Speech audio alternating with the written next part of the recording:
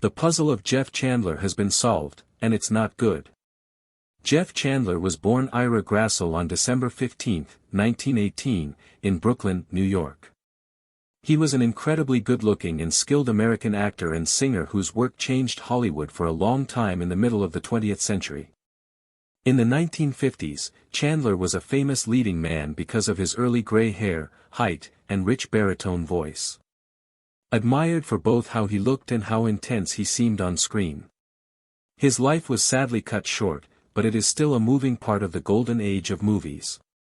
Growing up in a working-class Jewish family, Chandler fell in love with art at a young age, even though the Great Depression made money tight. When he was done with high school at Erasmus Hall in Brooklyn, he went to the Fagan School of Dramatic Art in New York City to study acting. He worked as a stock actor in radio and theater, where he improved his skills and built a foundation for a future job that looked bright. It was in the Aleutian Islands that Chandler served in the U.S. Army during World War II. His time in the service made him more disciplined and dedicated, traits that would later shape the way he handles acting. When he got back to normal life, he switched to radio work and became known for having a unique voice. In the end, this strong voice got her parts in movies, starting with small roles and working her way up to big studio productions. Jeff Chandler first became known for playing a tough thief in the 1948 movie Johnny O'Clock. But it was his powerful performance as Cochise the Apache Chief in the 1950 movie Broken Arrow that made him a star. There was a nomination for him for an Academy Award for Best Supporting Actor for this part. An important accomplishment, especially when you think about how race worked at the time. Chandler's sensitive and dignified performance as Cochise changed the way Native American figures were portrayed in Hollywood and showed off his range as an actor. Following the success of Broken Arrow, Chandler was in high demand as a leading guy and was in many movies of different types. He was in action movies like Smuggler's Island, 1951, war movies like Marauders, 1958, and westerns like The Jayhawkers, 1959. He also worked with some of the best actors of the time, like Jane Russell, Rhonda Fleming, and Maureen O'Hara. Chandler was known for playing heroes who were both strong and weak, guys who were tough but had complicated feelings. Jeff Chandler was a great actor, but he was also a great singer. In the 1950s, he put out a number of records with ballads and romantic standards that showed off his smooth baritone voice. His singing work wasn't as well known as his film work, but it still showed that he was an artist with many sides. His recordings, which included songs like I Should Care and All I Do Is Dream of You, showed a softer side of him than the rough figures he often played in movies. Chandler was also interested in how things were made and how stories were told behind the scenes. He started his own production business to have more creative control over his projects. This showed that he wanted to be more than just a star and have a bigger impact on how movies are made. At the time, this kind of entrepreneurial spirit wasn't common among artists, and it showed how ambitious and forward-thinking Chandler was. He married actress Marjorie Hosel in 1946, when he was just starting out in the movie business. Hosel had a small acting career before she stepped away from the press. She had worked in Hollywood and on stage. At first, the couple looked like a happy and stylish Hollywood couple. Admired for how they looked and how they behaved in public. Their marriage gave them 2 daughters. Dana Grakel was born in 1949 and Jamie Tucker was born in 1947. Chandler was born Ira Grassel, and Dana later added that name to her last name. The family got used to living in Los Angeles, and for a while it looked like Chandler was able to balance being a father and becoming more famous. But things were not going well in the marriage behind the scenes. The couple broke up in 1951, and even after getting back together, the same problems kept happening. When they broke up again in 1954, Marjorie filed for divorce, saying that the marriage had failed. One of her main issues was that Chandler was always tired to the point where he would fall asleep in public or at a party, no matter where they were. She talked about a man who was so worn out that even when he was physically there, his presence was often defined more by his absence. It was clear that the demands of his starring job, like long hours on set and studio work, were hurting his health and family life. Even though they were having problems, Chandler and Hozell tried to fix their marriage again and were able to do so in March 1955. At this point, Chandler was still steadily working and was still one of Universal's most bankable stars. But the get-together didn't last long. Chandler began an affair with actress and swimmer Esther Williams in 1957, while they were shooting the movie Raw Wind in Eden in Italy. Williams was already a famous and beautiful star. A lot of people were interested in their friendship right away, and his wife could see that the marriage was finally over. At the end of that year, Hozell filed for divorce again, ending their more than 10-year marriage that was marked by repeated attempts to get back together but failed due to Chandler's work obligations and personal choices. During Chandler's divorce processes in 1958, new information about his money and way of life came to light. He said in court that he was making a lot of money as an actor in movies because he had a deal with Universal Studios to be in 2 movies a year. He made a lot of money at the time, $60,000 per movie in 1957 and $75,000 per movie in 1958. Chandler said that he made a total of $250,000 in 1957. This amount may have included money from singing gigs and other endorsements or public events. He did say, though, that his wealth was greatly reduced by the costs of his work. About 25% of his income went to his personal manager, business manager, and agent. On top of that, he had costs related to his lifestyle, family duties, and job maintenance. Even with these reductions, the court told Chandler to keep giving his wife $1,500 a month as temporary support. The final divorce payment in June 1959 was a big deal in terms of money.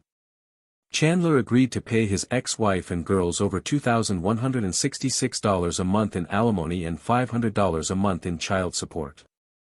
This would keep their finances stable. He also gave her a one-time payment of $100,000, which was a reflection of how long they had been married and how successful Chandler was still being. Hozell said that Chandler had become so focused on his job that even his time off was taken up with work-related tasks as they talked about the end of their marriage. She said that he was always in his business office when he wasn't working on a picture, which made it sound like he wasn't available to his family mentally or physically. She also said that the stress of her marriage falling apart led to her getting an ulcer, which is a medical sign of years of marital stress. People were still interested in Chandler's love life after the split. Several women in the entertainment business were linked to him, such as singer and actor Gloria DeHaven. Confidential magazine, a famous tabloid of the time that focused on Hollywood gossip, wrote about their relationship, which had been kept quiet at first. During a trial involving Confidential, private investigator Fred Otak said that agents had been following Chandler and DeHaven to find proof of the affair. This showed how hard the tabloid press worked to get juicy stories, often at the expense of celebrities' privacy. Chandler's personal life became the most controversial when Esther Williams' book, The $1 Million Mermaid, came out in 1999. She said that they were no longer together because Chandler admitted to being a transvestite after she asked him to marry her. The report caused a stir in the media, bringing Chandler's private life back into focus decades after he had died. The Los Angeles Times says that many of Chandler's friends and co-workers strongly denied Williams' claims. Jane Russell, an actress and close friend of Chandler's, said, "I've never heard of such a thing. Cross-dressing is the last thing I would expect of Jeff. He was a sweet guy, definitely all man." Other people in the entertainment industry agreed with Russell that the claim was either not true or was exaggerated.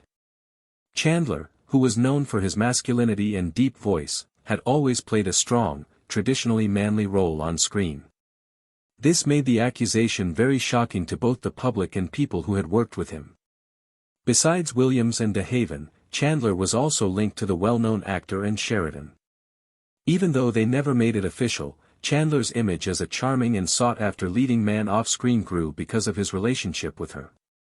Jeff Chandler kept up a busy acting career, often playing tough, good, and heroic characters in movies, even as his personal life went up and down.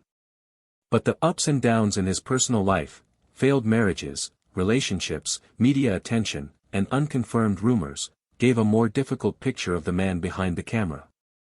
His focus on work seemed to come at the expense of his own happiness, and those closest to him often felt ignored or overpowered by his obsession with his job and public image. For many years, the name Jeff Chandler made people think of a leading man with silver hair and a deep voice who wowed viewers in the 1950s with his commanding screen presence and smooth charm. Chandler became one of Hollywood's most famous stars by playing important parts in great movies like Broken Arrow, Mariel's Marauders, and Sign of the Pagan. In spite of his public image, there was a troubling and mysterious set of events that led to his untimely death and have puzzled fans for generations. The long-running secret has finally been solved after years of guesswork and whispers behind closed doors. New evidence and testimonies have made the story public. And what has come out is not at all like the good person his fans used to admire. Chandler passed away quickly in 1961, when he was only 42 years old, after what should have been a simple surgery for a slipped disc. At the time, official accounts said that he died because of problems after surgery, including a blood infection and mistakes made by the doctors. But things about his stay in the hospital sent up red flags. Even so, his friends, co-workers, and even his ex-wife started to wonder how a man who seemed healthy could get worse so quickly while being treated at a reputable hospital. Soon after he died, rumors started to spread that procedures went wrong, allergies were not taken into account, and staff members were not doing their jobs properly.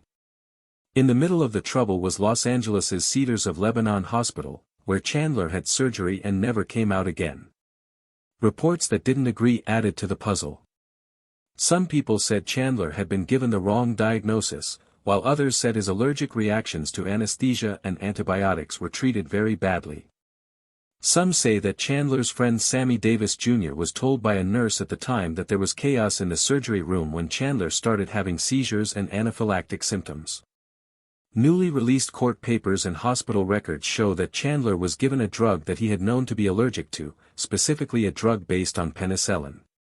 This fatal mistake, along with poor tracking after surgery, caused him to quickly get worse. The hospital is said to have tried to hide their mistakes because they were afraid of court trouble and public anger. Even worse, there was a cloud of silence over the case. After that, people who worked in the entertainment business thought that the studio system was trying to hide information that was bad for business. Universal Pictures had a lot riding on Chandler's image at the time. It was easy for them to get money for him because he was one of the few leading men who could play heroes successfully in westerns, war movies, and historical epics.